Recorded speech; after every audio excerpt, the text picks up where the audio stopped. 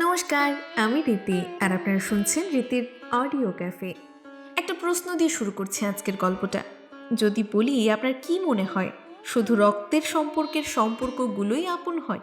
সেই সব আপনজন কি একান্তই আপনার আপন, নাকি সম্পর্ক গড়ে ওঠার জন্য কোনো জাত ধর্মে বর্ণের প্রয়োজন পড়ে?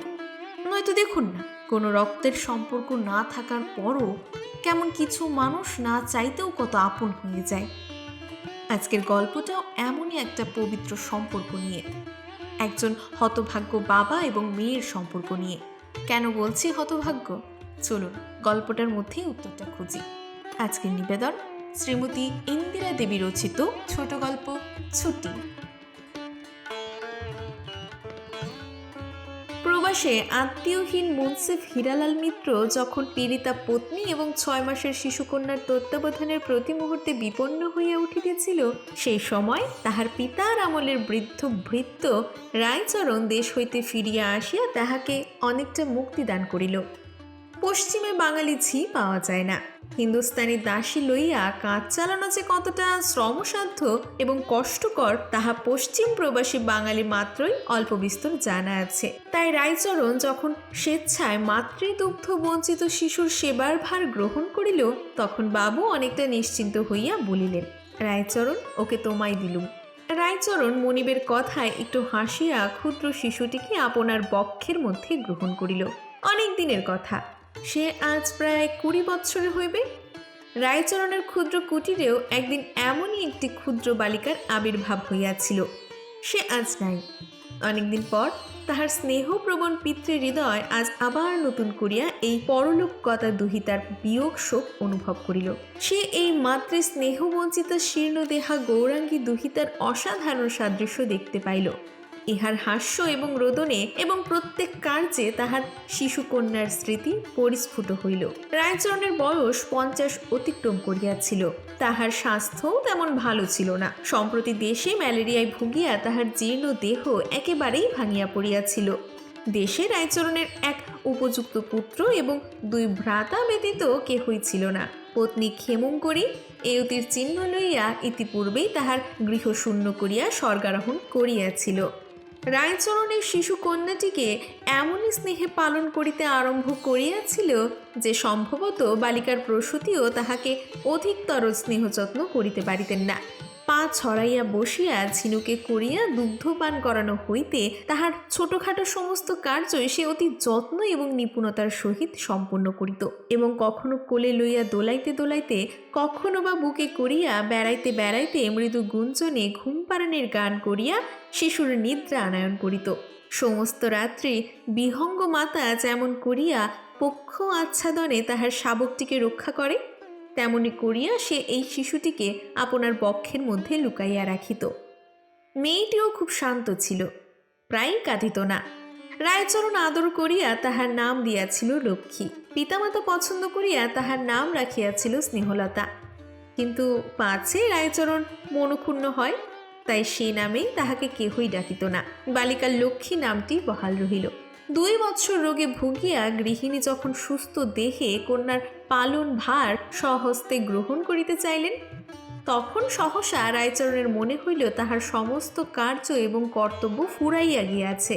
2 বৎসর লক্ষ্মীকে লইয়া এমনইভাবে সে আপনাকে অভ্যস্ত করিয়া ফেলিয়াছিল যে সে ইচ্ছা হইতে মুক্ত হইবার তার কোনো সাধ্য বা ইচ্ছা ছিল না। 2 বৎসর পরে আবার নতুন করিয়া সংসারের কাজকর্ম করা তাহার পক্ষে একেবারেই অসম্ভব বলিয়া মনে হইল। এক কার্য করিতে গিয়া সে অন্য কার্য করিয়া ফেলিত। কর্তার জন্য চা তৈরি করিতে গিয়া দেখিত লক্ষ্মীর জন্য সে দুধ দইয়া আসিয়াছে। বাজার করতে গিয়া দেখিত মা ঠাকুরন যাহা বলিয়া দিয়াছেন সে তাহা সম্পূর্ণরূপে বলিয়া গিয়াছে।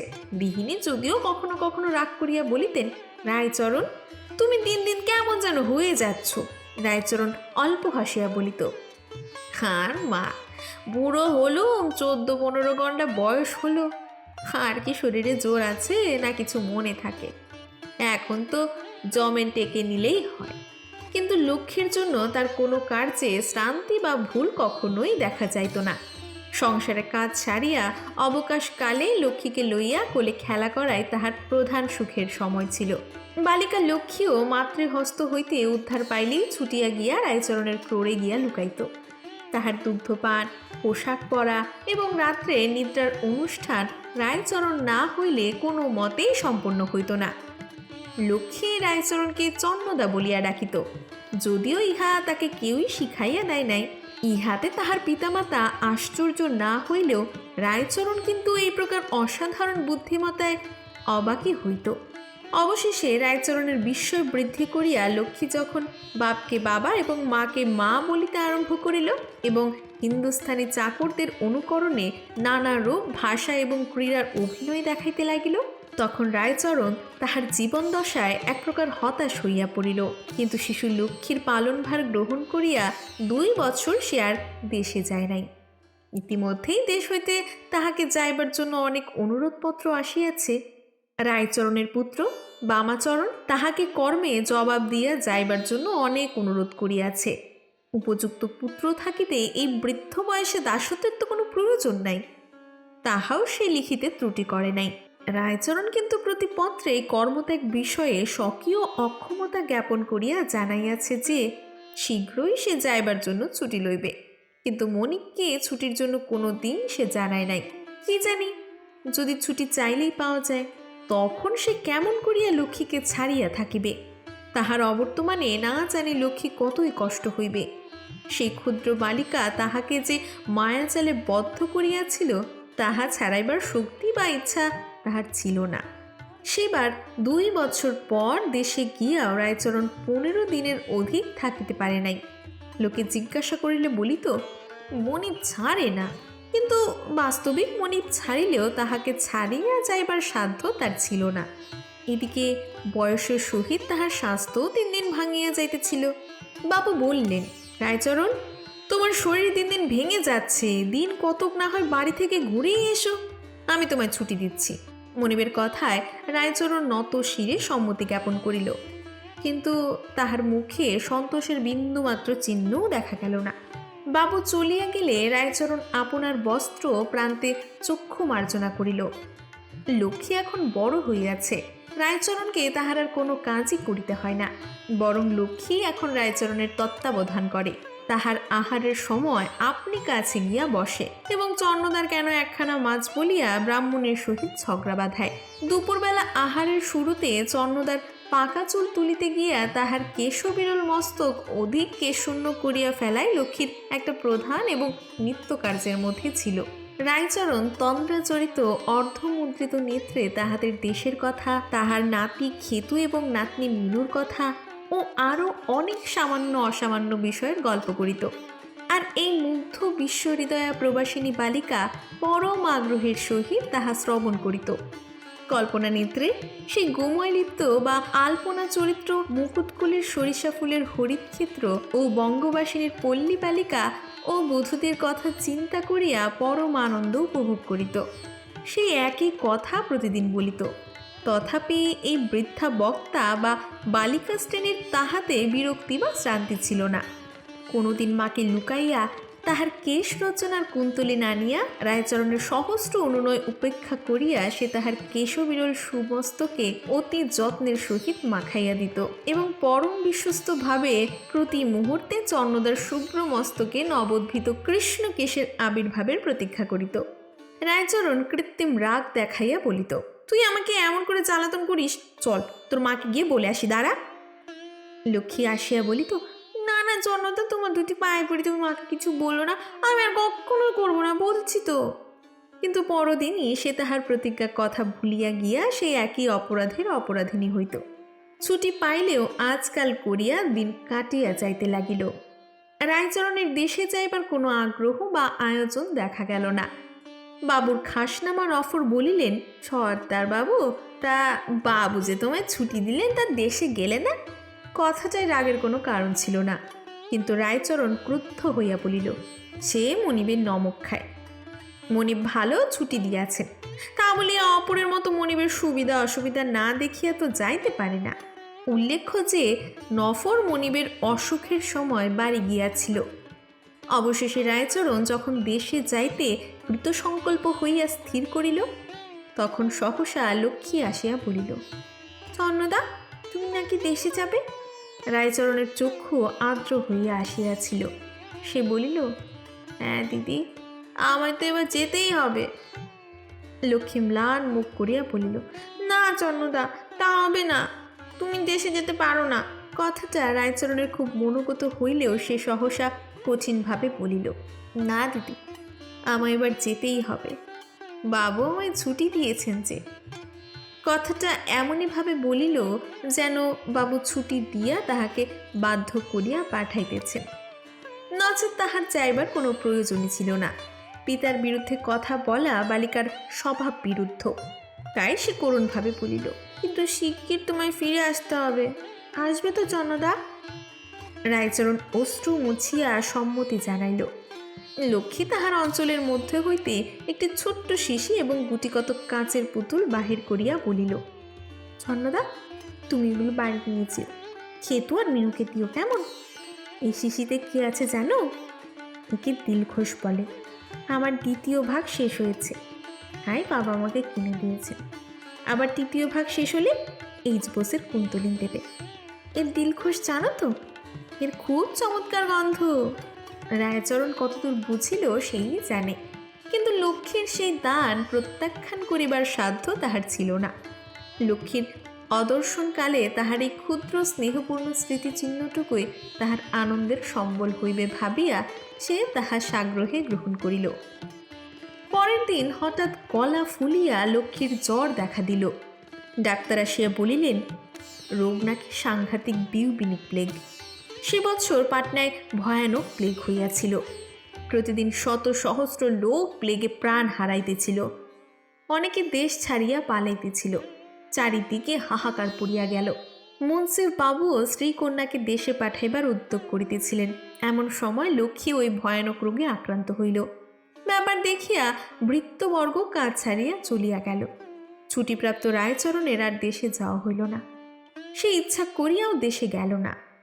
গৃহিণী কাঁদিয়া বলিলেন, রায়চরণ, লক্ষ্মী বুঝি আমায় ফাঁকি দিয়ে চলে যায়।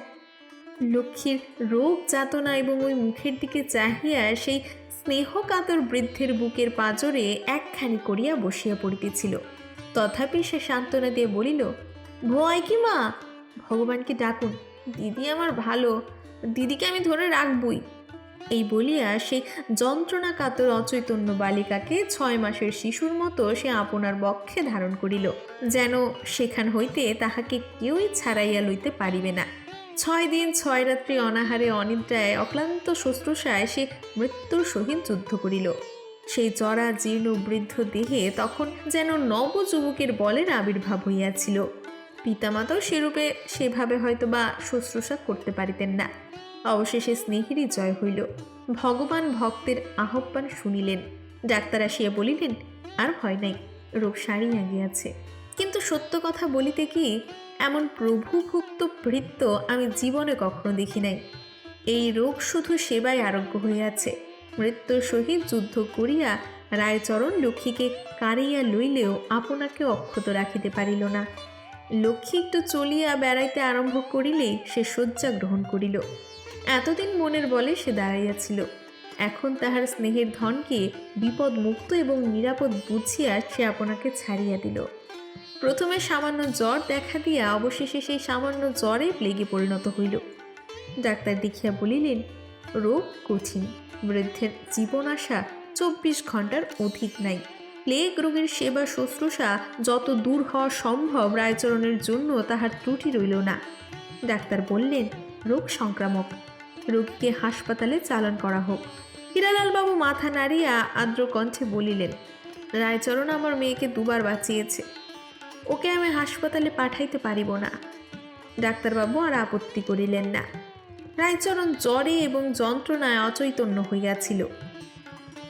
তাহার কিছু বলিবার বা বুঝিবার শক্তি ছিল না।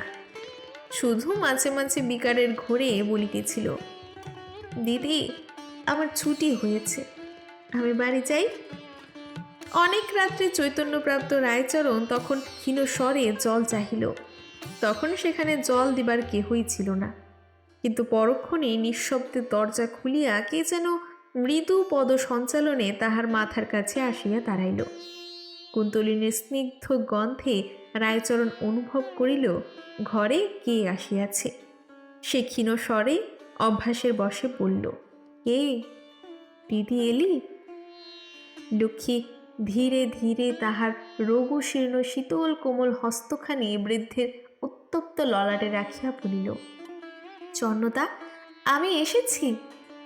সারাদিন কেউ আমায় এখানে আসতে দেয়নি, এখন সবাই ঘুমিয়ে গেছে, তাই আমি চুপি চুপি পালিয়ে এসেছি। বালিকার স্নেহপূর্ণ কথার বৃদ্ধের 2 কোটর প্রবিষ্ট চোখে 2 বিন্দু জল গড়াইয়া পড়িল। সে অতি কষ্টে তাহার উত্তপ্ত হস্ত মস্তকে রাখিয়া ক্ষীণস্বরে বলিল, দিদি আমার, সুখী হও, রাজরানী হও, আর আমার মরণে দুঃখ নাই। পরক্ষণে অত্যন্ত শ্রান্ত হইয়া চুপ করিল। লক্ষ্মী ধীরে ধীরে তাহার মাথায় হাত বুলাইয়া দিতে দিতে বলিল, চন্নদা, তুমি ঘুমিয়ে পড়ো, সব কষ্ট কমে যাবে, আমি তোমার মাথায় হাত বুলিয়ে দিই। রায়চরণ একটা দীর্ঘশ্বাস ফেলিয়া বলিল, দিদি, আমি বাড়ি যাই, আমার ছুটি হয়েছে। প্রভাতে হীরালাল বাবু যখন ডাক্তার লইয়া রোগীর গৃহে প্রবেশ করিলেন, তখন চতুর্দিক পরিষ্কার হইয়া গিয়াছে, পথে লোক চলিতে আরম্ভ করিয়াছে। প্রভাত রবির স্বর্ণ রশ্মি রায়চরণের ক্ষুদ্র গৃহে প্রতিদিনের মতো প্রবেশ করিতে গিয়া রুদ্ধর সারসি ভেদ করিয়া নিষ্ফল চেষ্টার ইতস্তত সঞ্চালন করিয়া ফিরিতেছিল। ডাক্তার ঘরে প্রবেশ করিয়া বিস্মিতভাবে বলিলেন, এ কি মা লক্ষ্মী, তুমি এখানে কেন? লক্ষ্মী পিতার দিকে চাহিয়া সকরুণ মিনতির সুরে বলিল, বাবা, চন্নদা ঘুমিয়ে পড়েছে, ওকে জাগিও না। চন্নদা কাল সারা রাত ঘুমায়নি। ডাক্তার রোগীর নাড়ি পরীক্ষা করিয়া হাত ছাড়িয়া দিয়া বললেন, না মা, ওকে আর জাগাতে হবে না, ভগবানের সব কষ্ট দূর করিয়া দিয়াছেন, বেচারার ছুটি হইয়া গিয়াছে। রীতির অডিও ক্যাফেতে আজকে আপনারা শুনলেন শ্রীমতী ইন্দিরা দেবী রচিত ছোট গল্প ছুটি। গল্পটি আপনাদের কেমন লাগলো তা কমেন্টে জানাতে একদম ভুলবেন না। আর একটা প্রশ্ন, আপনার জীবনেও কি এমন কোনো আত্মীয় আছে যার সাথে আপনার হয়তো কোনো রক্তের সম্পর্ক নেই, কিন্তু আত্মার আত্মীয়তা আছে?